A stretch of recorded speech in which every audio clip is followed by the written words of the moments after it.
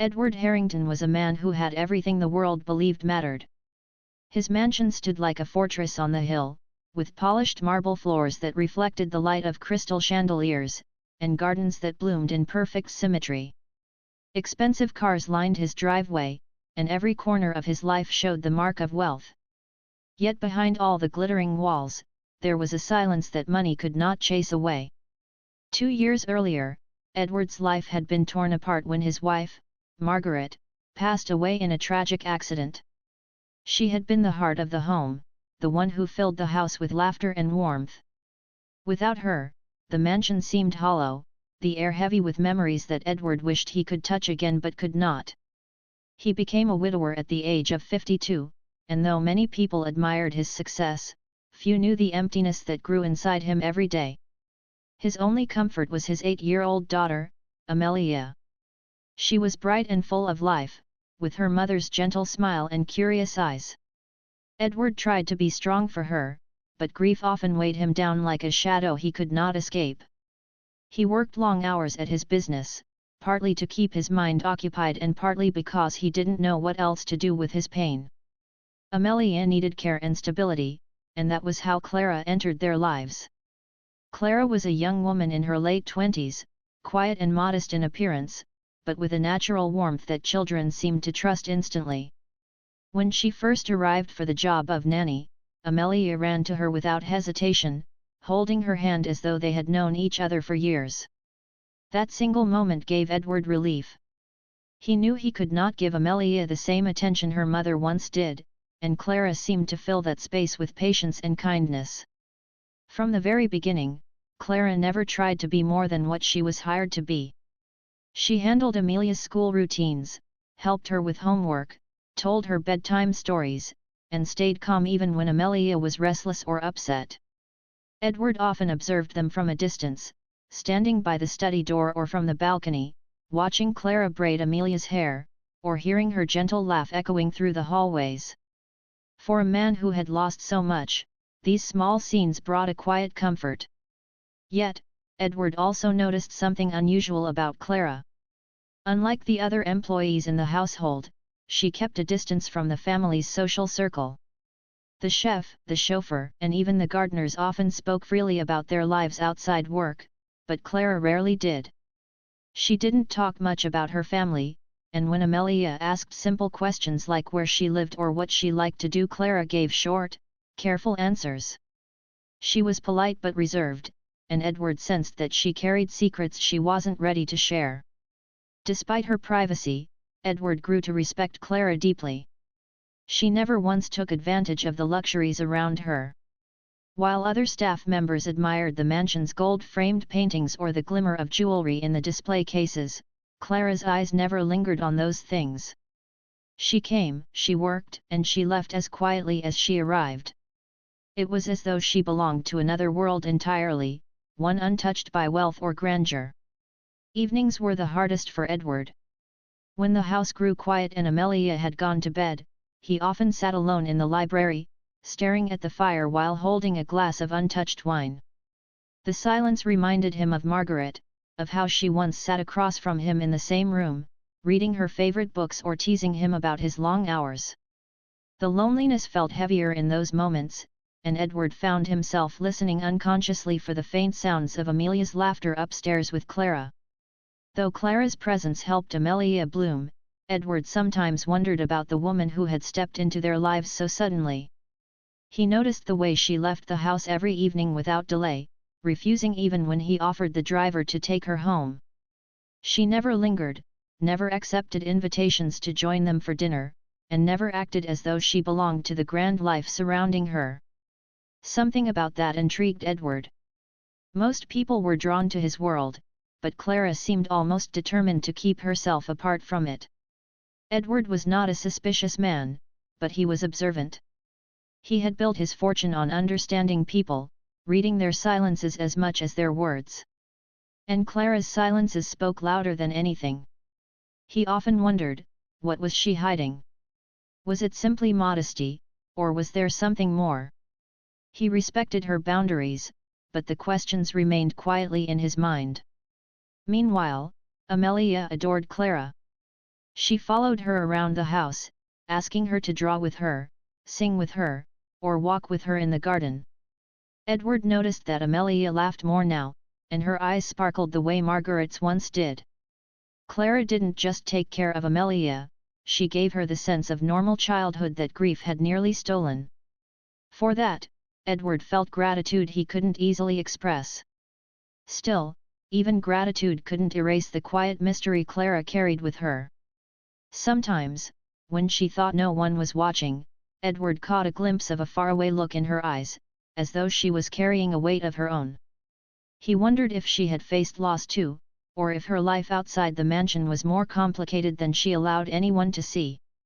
But Clara never spoke of it. As weeks turned into months, Edward's admiration for Clara grew not because of her beauty, though she had a graceful presence, but because of the way she treated his daughter with genuine love. In a world where many people approached him with motives, Clara seemed different. She wanted nothing from his wealth.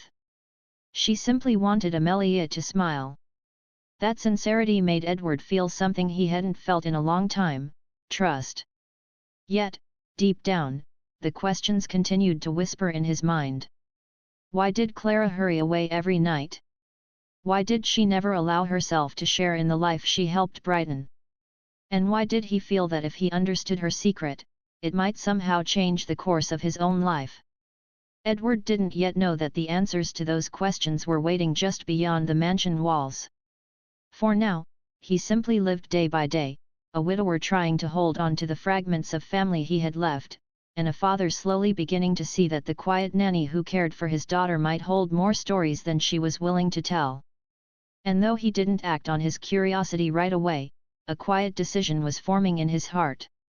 One evening soon, when the silence of the mansion felt too heavy to bear, he would follow Clara after she left. And what he would discover on that night was something he could never have imagined. Edward was not a man who acted on impulse. His whole life had been built carefully, brick by brick, with every decision weighed and considered. That was how he became a millionaire, respected in business circles and admired by people who only saw the polished surface of his life. But grief has a way of breaking patterns. It unsettles the heart and makes people do things they never imagined. For months, Edward had tried to ignore the questions that followed Clara's presence in his house. She was kind, reliable, and trustworthy. Amelia adored her, and that should have been enough. Yet, every evening when Clara slipped quietly out of the mansion, Edward felt a pull in his chest. She always left in the same manner, her handbag neatly over her shoulder, her steps steady but quick, and her polite good night to the staff. She never stayed a moment longer than her work required. It wasn't suspicion that drove Edward's curiosity. Clara had never given him a reason to doubt her character. It was something else, something harder to name.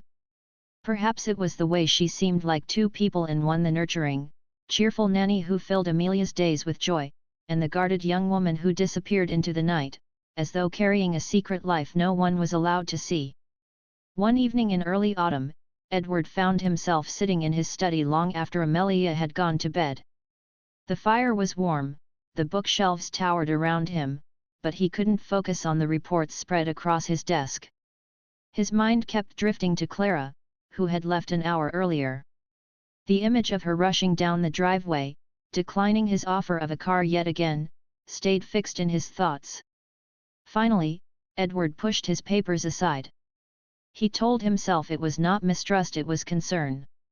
Clara was young, traveling alone late at night, and he felt responsible for the people under his roof, especially someone who cared so deeply for his daughter. What if she lived far away? What if she faced difficulties she was too proud to mention? The only way to know was to see for himself. That night, Edward stepped out quietly, asking his driver to bring the smaller car instead of the gleaming luxury vehicles he usually used. He didn't want Clara to notice him easily if she happened to glance back. When he reached the street just beyond the gates of his mansion, he saw her figure in the distance, walking briskly under the dim glow of streetlights. Her coat was plain, her shoes simple, and she moved with the determination of someone who had no time to waste. Edward followed from a careful distance. His heart pounded with a strange mix of guilt and anticipation. He had never in his life followed someone before, and a part of him felt uneasy about it. Yet another part whispered that he needed to understand the woman who had become so important to Amelia and perhaps to himself. Clara's path took her away from the polished neighborhoods Edward was used to. The streets grew narrower, the houses smaller, and the glow of shop windows dimmer. Edward noticed how confidently Clara walked, as though she knew every corner of this part of the city. She didn't look like a guest in this place, she belonged to it. After nearly half an hour, Clara turned down a side street that led to a building with peeling paint and a worn-out sign that read Community Center. Edward slowed his pace and parked his car discreetly nearby. He watched as Clara entered through the front doors, greeted by the sound of children's voices from inside. For a moment, Edward just sat there, uncertain of what to do. Curiosity finally overcame hesitation. He stepped out of the car and walked closer, careful not to draw attention. Through the window, he could see a scene that startled him. Inside the center, Clara was no longer the reserved nanny who quietly slipped in and out of his mansion. She was alive, animated, and commanding. A group of children, perhaps 20 or more, surrounded her eagerly. She was leading them in a song, her hands clapping, her face glowing with energy. The children laughed and followed her rhythm, their voices filling the room with warmth that seemed to push back the tiredness of the old building. After the song, she guided them to tables where simple meals were laid out: bowls of soup, bread, and fruit. Clara served each child patiently, kneeling to speak to the younger ones at eye level, making sure none of them felt left out. Edward stood frozen, a mix of surprise and admiration rising in his chest. This was a side of Clara he had never seen. In his home, she was gentle but quiet, careful not to draw too much attention to herself. Here, she was the heart of the room, the person who kept everything alive.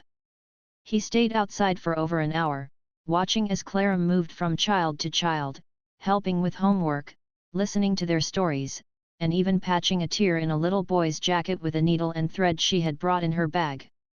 Edward noticed the way the children looked at her with trust, affection, and the kind of gratitude that only comes from knowing someone truly cares. The sight stirred something deep within Edward. He had always lived in a world where wealth solved problems, where large donations and public charity events showed generosity. But what he saw in Clara was different. She wasn't giving from abundance, she was giving from herself. Her time, her energy, her heart. It humbled him. For a moment, Edward considered walking inside, revealing himself, and asking her why she had kept this hidden.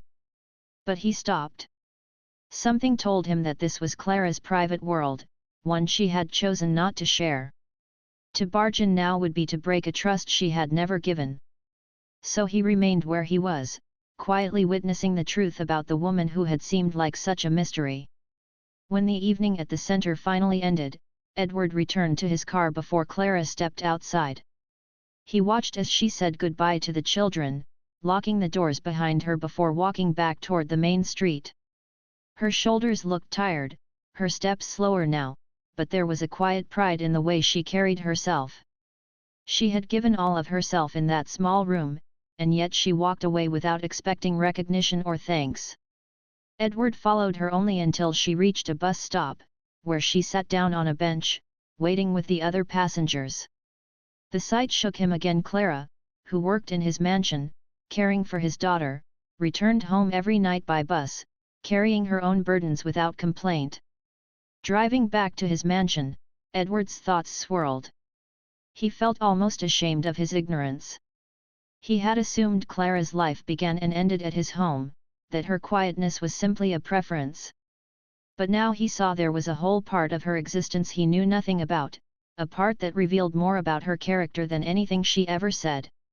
That night, as Edward entered the silent halls of his house, he realized he could no longer see Clara as just the nanny. She was someone far more complex, someone who carried a strength born not of wealth, but of compassion. And deep inside, he knew this discovery would not leave him unchanged. The following days were restless for Edward. Though he went about his normal routine meetings with business partners, reviewing reports, and making decisions that moved millions of dollars, his mind wandered again and again to the scene he had witnessed at the community center. He could still see Clara in his memory, her face glowing with life as she clapped her hands in rhythm with the children, her laughter rising above their voices, her quiet attention when she bent down to tie a shoelace or wipe away a tear. It was an image so different from the composed, reserved Nanny who quietly walked the halls of his mansion. Edward realized he had underestimated her. He had thought of Clara as someone who lived in the background of his world, filling a role he needed but nothing more. But what he had seen told him the opposite. Clara had her own world, one filled with responsibility, purpose, and a kind of generosity that no amount of wealth could buy. Every time he watched Clara and Amelia together after that night, Edward noticed details he had overlooked before. The patience in her voice when Amelia grew frustrated with her homework, the way she encouraged Amelia to try new things instead of giving up, and the gentle firmness she showed when teaching the young girl right from wrong. Clara was not only taking care of Amelia's daily needs, she was shaping her character, giving her strength and kindness that Edward prayed would carry her into adulthood. Yet, the mystery deepened. Why hadn't Clara ever mentioned her work at the community center? Why keep it hidden? Edward's instinct told him it wasn't pride. Clara didn't seem like someone who sought recognition.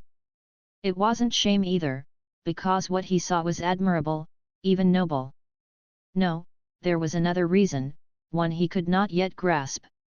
One evening, as he sat in the living room while Amelia practiced piano with Clara at her side, Edward caught himself staring. Clara's head bent toward Amelia's, her hair falling gently across her cheek, her eyes focused with patient concentration. Amelia's small fingers struck the keys unevenly, but Clara clapped softly, encouraging her with words of praise. "Beautiful, Amelia," Clara said warmly. "You're improving every day. Don't be afraid of the wrong notes. Even mistakes can sound sweet if you keep going." Edward's chest tightened at those words. They reminded him of Margaret, his late wife, who used to encourage him in the same way when he faced challenges in business. Margaret had always believed in perseverance and kindness, just as Clara did. The thought left Edward both grateful and unsettled. Later that night, after Amelia had gone to bed, Edward found himself standing near the window, watching Clara as she prepared to leave. She walked down the long driveway, her bag slung over her shoulder, just as always. He wondered where she found the strength to spend all day caring for Amelia and then give her evenings to so many other children. What drove her? What story lived behind her quiet eyes? On impulse, Edward decided to follow her again, though this time with less guilt. He wasn't chasing shadows anymore, he was searching for understanding. He stayed farther back, careful not to intrude, but eager to piece together more of the puzzle that was Clara. Once again, she took the same route, leading to the same community center. Edward parked discreetly across the street. He watched her unlock the doors, turn on the lights, and prepare the room with careful attention. She arranged chairs, set out papers and pencils, and even placed a small basket of fruit on the table. Soon, the children arrived, some with worn shoes, others carrying school bags that looked too heavy for their small shoulders. Edward leaned forward, watching through the window as the evening unfolded. Clara greeted each child by name, her face lighting up at the sight of them. She gave high fives, hugs, and words of encouragement. To Edward's eyes, she wasn't just helping these children, she was giving them a sense of belonging, a safe space where they were seen and valued. As the evening continued, Edward's thoughts drifted to his own daughter. Amelia lived in abundance. She had every toy she could ask for, private tutors, the best education money could provide. And yet, she sometimes struggled with loneliness in the wide, echoing halls of the mansion. Edward realized that wealth, for all its power, could never replace human connection. That was what Clara was giving these children: connection, hope, and love. The more he watched, the more Edward's respect for Clara grew. He noticed that she was not alone in her efforts. A few older teenagers helped set up tables, and an elderly woman joined her in serving food. But it was clear Clara was the heart of the program. The others looked to her for direction, and the children clung to her as though she were a lifeline. Edward stayed until the evening ended once more. He felt a strange mix of emotions: admiration, curiosity, and something else he couldn't quite name. Perhaps it was longing. For years, he had built his life around success, thinking that providing materially was enough. But seeing Clara showed him a different kind of wealth, one he had overlooked, the wealth of giving oneself to others without expecting anything in return. Driving home, Edward found himself reflecting on his own choices. He had donated to charities, of course large sums that brought him recognition in newspapers and business circles. But had he ever given of himself, truly and personally, the way Clara did every evening? The answer was clear, and it humbled him. The next morning, over breakfast, Edward studied Clara more closely. She sat beside Amelia, gently coaxing her to finish her toast before school. She smiled politely at Edward when their eyes met, but nothing in her manner hinted at the vibrant leader he had seen at the community center. She kept those worlds separate, carefully hidden behind her calm, professional demeanor. Edward wanted to ask her, to bring the subject into the open. But something held him back. Perhaps it was the fear of breaking the fragile trust between them. Perhaps it was the sense that if Clara wanted him to know, she would tell him herself. For now, he would wait. And so, Edward carried the secret of what he had seen, even as it reshaped his view of the woman who had entered his life so quietly. Each day, he found himself more drawn to her, not out of romantic longing, though he could not deny her grace, but out of a deep respect that surprised him. He had once thought Clara was a simple nanny, someone who worked for him, cared for his daughter, and went home to a quiet life. But the truth was far more than that. Clara lived in two worlds, one of wealth and privilege, where she served, and one of poverty and need, where she gave. And it was in that second world, Edward realized, that she revealed who she truly was. That realization changed something in Edward. He was no longer content to remain a bystander. Watching Clara had opened his eyes to a part of life he had ignored for too long. And though he did not yet know how, he felt certain that his own life would not remain the same. For several days, Edward carried the secret of what he had seen. He went to meetings, attended dinners, and kept up appearances as if nothing had changed, yet Clara was never far from his thoughts. Every time he saw her helping Amelia with homework, reading bedtime stories, or listening to the little girls chatter, he couldn't forget the image of her at the community center, surrounded by children who looked at her as though she were their guiding star. Edward told himself he should be patient, that if Clara wanted to share her secret life, she would do so in her own time. But patience was not easy for him. He was a man used to seeking answers, uncovering truths, and solving problems. And this wasn't just curiosity, it was something deeper.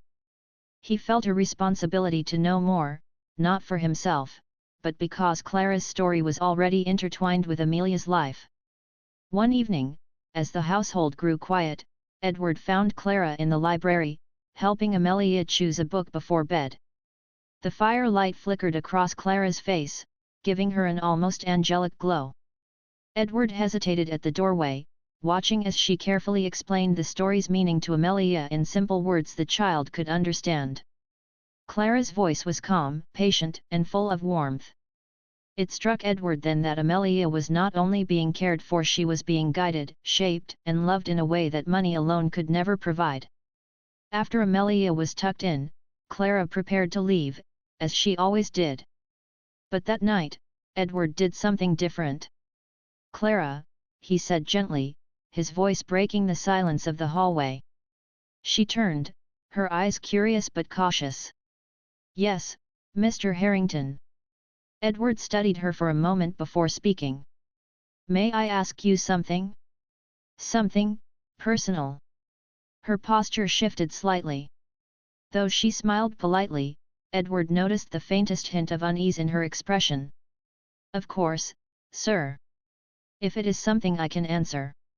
Edward hesitated. The words felt heavy, but he knew he had to say them. I know about the community center. For a moment, Clara froze. Her eyes widened just slightly, and she clutched her handbag closer to her side. She didn't speak right away, and Edward worried he had broken the fragile trust between them. Finally, Clara lowered her gaze and whispered, "You followed me." There was no accusation in her voice, only quiet resignation. "Yes," Edward admitted honestly. "I did. And I should apologize for that. I didn't mean to invade your privacy. But I needed to understand. You're an important part of Amelia's life, and I couldn't ignore the questions anymore."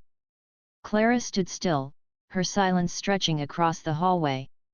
Edward waited, giving her time, not wanting to press too hard. Finally, she lifted her eyes to his, and in them, he saw a mix of caution and vulnerability.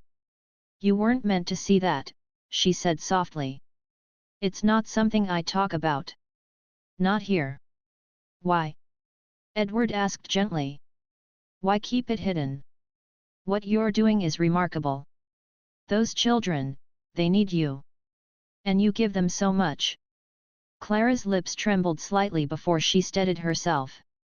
"Because it's not about being remarkable. It's not about being seen. That work, it's personal. It's part of who I am. And I've learned that when people know, they start to treat you differently. They either pity you, or they praise you. Neither feels right." Edward listened quietly. His heart ached at the honesty in her words. "Then tell me," he said softly. "Not for the world to hear, not for recognition. Just for me. Help me understand who you are, Clara." For a long moment, Clara studied him. Then she sighed and leaned against the wall, as though carrying a weight she could no longer keep hidden. "I grew up in a place not so different from where you saw me," she began. "A small apartment in a neighborhood where children often went hungry. My mother raised me alone after my father left. She worked 2 jobs, sometimes 3, just to keep food on the table. We didn't have much, but my mother always found ways to make me feel safe. She believed in the importance of community neighbors looking out for one another, sharing what little they had. That belief shaped me." Edward nodded slowly, his chest tightening with emotion. "When I was a child," Clara continued, her voice steady though her eyes shone with memories, "there was a small after-school program run by a kind woman who lived nearby. She opened her home to children like me. She helped us with homework, gave us snacks, and listened when no one else had time. That place became my second home. Without it, I don't know where I would have ended up. After I grew older, I promised myself that one day, I would give the same gift to other children. That's what you saw. It's nothing fancy, nothing big. But it's my way of giving back." Edward's throat felt tight. He had built skyscrapers, expanded companies, and created wealth beyond measure, but what Clara had built with her own hands, with her time and love, seemed infinitely greater in meaning. "Why didn't you ever tell me?" he asked gently. Clara lowered her gaze. "Because, Mr. Harrington, I didn't want you to think I was asking for anything. I came into your home to care for Amelia, not to share my burdens or seek your help. I wanted to keep my work separate, so there would be no misunderstanding." Edward felt a deep respect for her in that moment.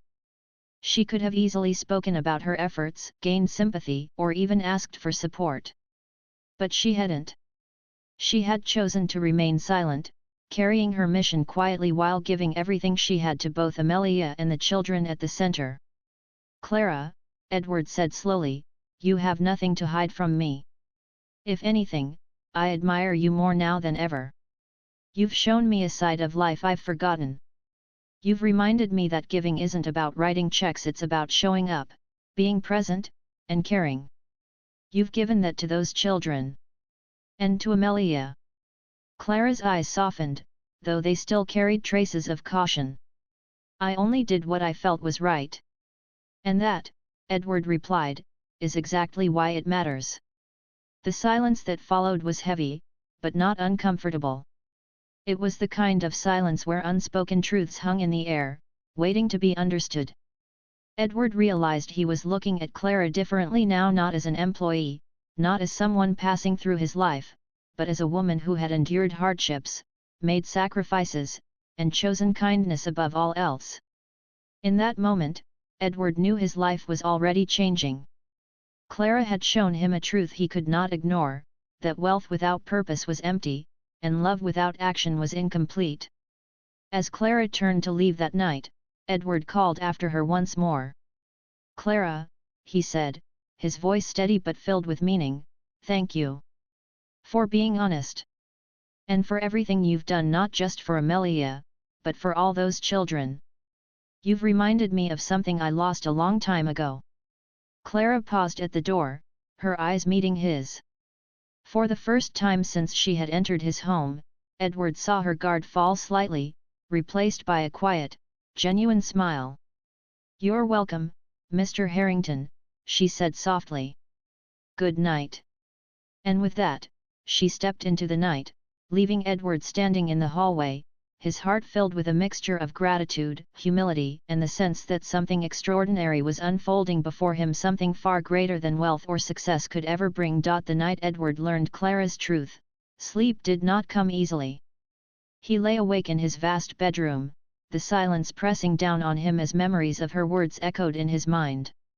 He thought about the image of her at the community center, laughing with the children, guiding them, lifting them up with nothing more than her patience and kindness. He thought about her childhood, her struggles, and the vow she had made to give back.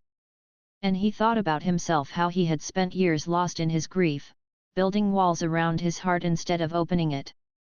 For the first time in a long while, Edward felt restless, not because of sorrow, but because of possibility. He realized that life did not have to continue as it had. There was more he could do, more he could give, and not just in the way he always had, through checks and charity dinners, but in a way that would change lives directly. The next morning, Edward joined Amelia and Clara at breakfast. Amelia was happily chattering about her school project, but Edward's attention was on Clara.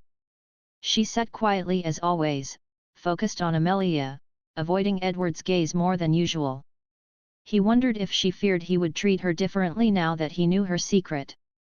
But Edward had no intention of making her feel small or pitted. He wanted her to know he respected her more than ever. And so, when Amelia left the table to fetch her backpack, Edward leaned forward. "Clara," he said softly, "I've been thinking about what you told me last night. About your promise, about what you're doing for those children." Clara's hands stilled around her teacup. "I shouldn't have said so much. Please, Mr. Harrington, let us keep things as they are. I don't want my work there to interfere with my duties here." Edward shook his head gently. "You misunderstand me. I'm not worried about interference. In fact, I'm inspired. You've shown me something I'd forgotten, what it means to give, not from wealth, but from the heart. I want to help you, Clara. Not to take over, not to change what you've built, but to support you, to expand what you've started. Those children deserve more. And I have the means to make it possible." Clara's eyes widened, and for a moment she looked almost frightened. "No," she said quickly, shaking her head. "Please, Mr. Harrington. That's not why I shared my story. I don't want your money. The moment I accept it, everything changes. People will say I only did this to gain your attention. And that's the last thing I want. This is something I need to do myself." Edward listened quietly, understanding her fear. But he also saw the weight on her shoulders. She was giving everything she had, yet the children's needs were far greater than one person could provide. "Clara," he said gently, "I'm not offering because I think you need saving. I know you don't. You've already proven your strength. I'm offering because I want to stand beside you.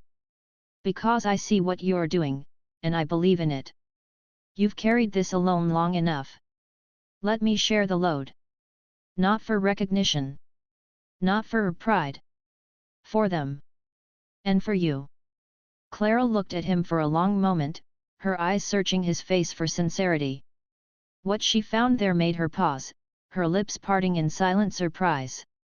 At last, she whispered, "You really mean that?" "With all my heart," Edward replied. That was the beginning of something neither of them could have predicted.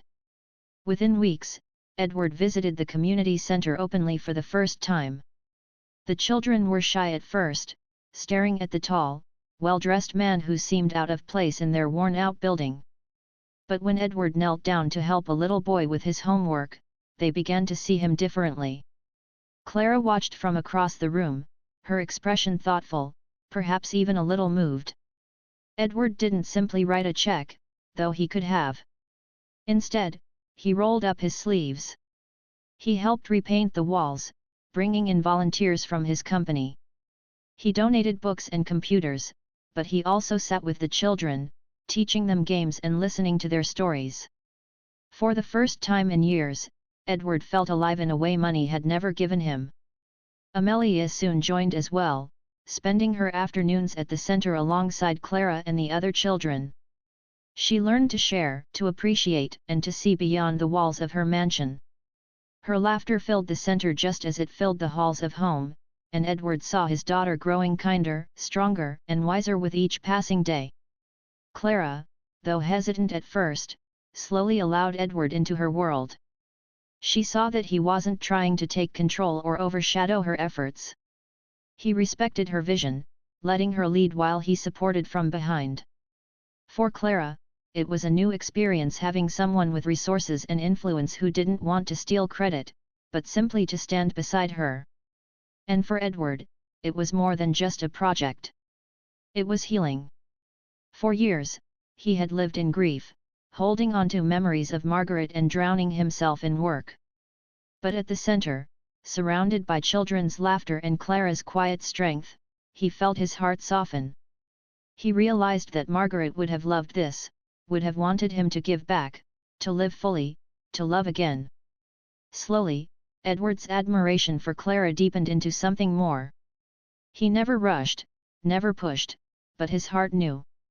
Clara had not only cared for Amelia, she had shown Edward a new way of living. She had given him back hope, something he thought he had buried with his wife. One evening, after the children had left the center and the room was quiet, Edward and Clara stood side by side, cleaning up the tables. Edward looked at her, the firelight from a candle reflecting in her eyes, and he said softly, "Clara, you've changed everything for me. You've changed the way I see the world, the way I see myself. For that, I'll always be grateful." Clara looked at him, her expression gentle. "And you've shown me something too. That it's okay to accept help when it comes from the right place. That kindness can be shared, not carried alone." In that quiet moment, Edward realized something profound. Following Clara that night had been the turning point of his life. What began as curiosity had led him to a truth that changed not only his world but Amelia's as well. He had discovered not just a secret, but a purpose. And in Clara, he had found someone who reminded him that even in the face of loss, love and compassion could rebuild what grief had destroyed. From that day forward, Edward, Amelia, and Clara became more than just a family bound by circumstance. They became partners in something greater, a mission to spread kindness, to offer hope, and to create a legacy of compassion that would outlive them all. And as Edward looked out at the smiling faces of the children at the center one evening, with Amelia laughing beside Clara, he felt something he hadn't felt in years: peace. The mansion no longer felt like a lonely cage. His heart no longer carried only sorrow. Because he had discovered that true wealth wasn't measured in money or possessions, it was measured in love, in kindness, and in the lives one touched along the way.